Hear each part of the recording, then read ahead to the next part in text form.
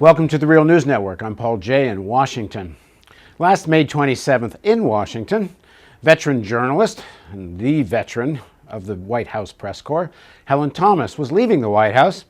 Somebody came over and asked her a question. Turned out he had a video camera. She answered the question, and that led to what many people think was a forced resignation from the Hearst newspaper chain, an end to her career covering the White House, one of the most renowned careers of the White House press corps. I, just for full transparency, at the time wrote a piece called In Defense of Helen Thomas. If you want to see it, it will be on our website.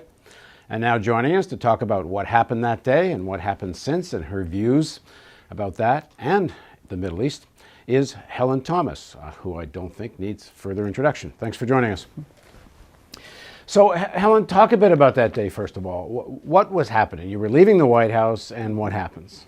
I had a friend with me, and we were encountered by this rabbi. I didn't know him. He had a yarmulke. And This is Rabbi Nessenhoff, I think is his yes. name. And he had two sons with him. He said they want to be, he stopped me and said they would like to be journalists. And I said they should go for it. They'll really never regret it. And all of a sudden he says, "What do you think of Israel?" And he pulls out his cell phone, I thought, but I guess it was a camera. And I said they should get the hell out of Palestine. And I obviously was referring to them occupying all of the West Bank, Gaza, and all the places where they have come from nowhere to control and tyrannize the Arabs, Palestinians. Now, there's been some debate whether you meant the occupied territories as they're referred to now. It's mostly essentially the West Bank and Gaza. Or did you mean Israel as defined by 1967 borders? Well, if we could get them back to the 67 borders, it certainly would be a triumph. But they're not about to move anywhere. They keep taking and keep bulldozing homes on the West Bank. They have Jewish-only roads. They would never tolerate that here. So what was your frame of mind when you answered the question? I was free as a spirit. I had no idea that I was going to be interviewed. At the same time, I'm very blunt. I always try to answer honestly any question. I didn't know I was being interviewed. It was a sneak stealth attack. The debate that's taken place, or part of it, there's been various debates that took place about what happened that day and what happened to you afterwards. What is your view in terms of the Israel within 67 borders, Palestine in terms of West Bank and Gaza? What is your view on this? My view is that you should not create another nation in somebody else's country. And the Palestinians were 85% in the majority until they began the immigration for the Jews and for the Zionists too, because they had designated Jerusalem as their home, saying God gave it to them. Well, I mean, that's what God, who, and so forth. Everything like that is just very debatable. Jews have been persecuted all over the world. There's no question about that. Certainly the Nazis. I mean, it's too horrifying to think of what they did and the silence in the world when it was happening. At the same time, they aren't the only ones who fought in World War II. I had my brothers, two brothers are there, all my relatives, every American was involved. So it isn't the question of the Holocaust was a simple thing going on. The Russians lost 25 million people. When the rabbi asked you, well, where should they go? You said, get the hell out. And he asked you, well, where should they go? And you said, Germany, Poland, America. They immediately, in their propaganda minds, considered it Auschwitz. I didn't say that, and they know damn well I didn't say that. Do you understand why it seemed to resonate? I understand why they're always the victim. Nobody else is. It helps them. Do you understand why it sounded to some Jews who may not even be? I understand what they want to think, but it's not true. And they can't face that. That being? saying that I'm sending them to a concentration camp. I mean, come on. In terms of what you think should be done now, what the solution is now, what would you like to see? I'd like to see the occupation ended. I'd like to see the And when you mean occupation, you're talking West Bank and Israeli Gaza. occupation of the Arab world. All. Golan Heights, everything. Gaza. What the hell are they doing there? Some people try to interpret what you said, meaning that Jews should get out of, that there essentially shouldn't be a country or state of Israel. The Jews should get out of the region. Israel has already been recognized as a country by our country. And so you can't turn that around. It was recognized by Truman at 3 o'clock in the morning when the Zionists started knocking on the door and demanding. That's never been, no country's ever been recognized in that way. Debate was still going on in UN, but that's past history. They should get out of all the occupied territories, the Israelis. One of the accusations, or one of the things that is said about Israel, especially there's people like Erwin Kotler and other people, they talk that Israel is the reflection or the product of a global Jewish identity. So if you attack Israel, you're attacking Jews. What do you think of that? If they want to take that mantle for all the wrong things that Israel is doing now, so be it. I think they should deny that. Well, I think the evidence is pretty clear that that position is not actually the view of a lot of Jews.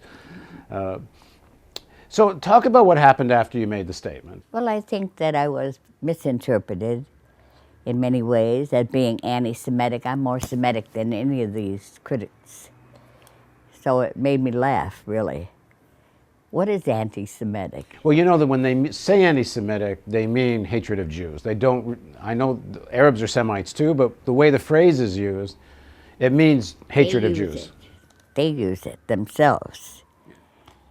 I have, it's horrible to say, but I can count so many Jews who are my friends and who do understand I'm anti-Israeli, but I'm not anti-Semitic.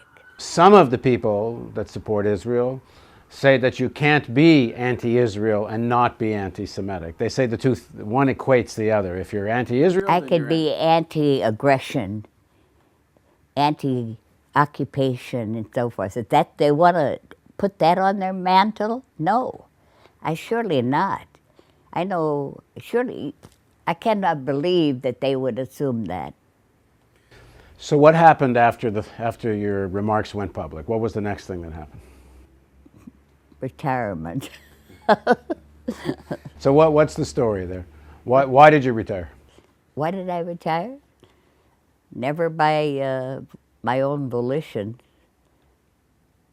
Everybody's being fired for what they say these days. But not if you say anything about the President of the United States. You can call him anything in the book, but you can't say anything about Israel. Yeah. That automatically makes you anti-Semitic. Well, so Fox News didn't offer you a job right away.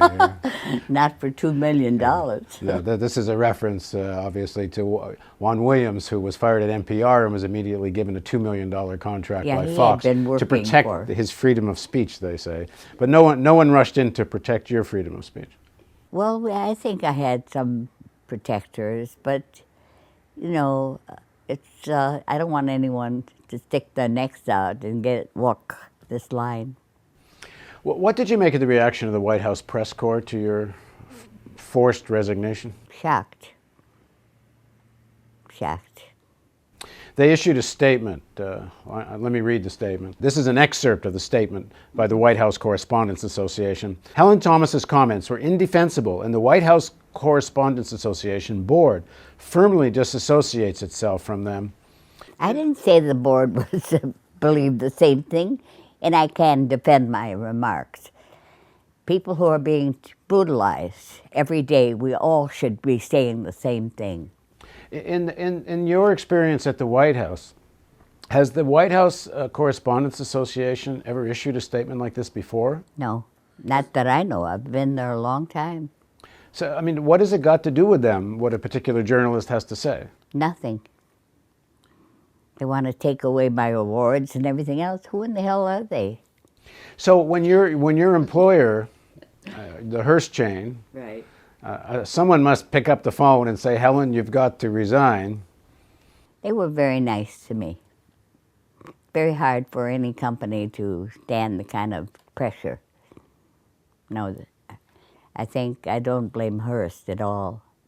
Any company probably would have. But don't you think particularly a newspaper has to be able to stand up to this kind of pressure? If they have courage, and if they don't mind losing a lot of money. I guess that's part of the problem with the economic model of these news organizations. Especially when they're going down the drain. Poor newspapers. I love newspapers. I can't live without them. So in terms of your feelings now about what happened to you, about what was said, what's your takeaway of this? What conclusions do you come to? There's no real freedom of speech in this country if you mention Israel. You can call the president everything in the book, and nobody says anything. They're all... But somehow this is the... no. This is off the... You've crossed the line when we talk about Israel. What do you make of how most of the media covers the Middle East and covers Israel? Very distorted. Very. I don't think it's fair at all. But at the same time, when it is fair, like AP would be fair, a wire service, people don't get it. They don't understand. The Palestinians are dubbed as terrorists, and all the Muslims are terrorists. I mean, this is so unfair. I don't understand people who would fight for civil rights in this country and anywhere in the world. But when it comes to Semitism, then you can't say anything. Well, I know the blog I wrote in defense of Helen Thomas, which was on our website. It was also on Huffington Post. It got thousands and thousands of reads and thousands of comments, and the vast majority of comments were actually in defense of Helen Thomas. God, that's nice to hear. In a few days after you resigned, there was a poll taken in the Washington Post asking whether Helen Thomas should get her seat back in the White House press room. And apparently 92% of the people said, yes, Helen should get her seat back. Good for them. Thank you. Did you ever consider fighting this? No. How come?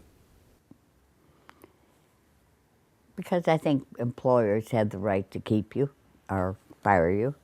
Was your seat in the White House dependent on the job you had with Hearst? No, not at all. Could you have fought to keep the seat? No, never. Why? Because it doesn't belong to me. Well, a lot of people think it did. So you still have an audience out there. Yeah. Are you going to come out of retirement, perhaps? Are you going to do some writing? Absolutely. I have a lot to say. Thank you for joining us. And thank you for joining us on The Real News.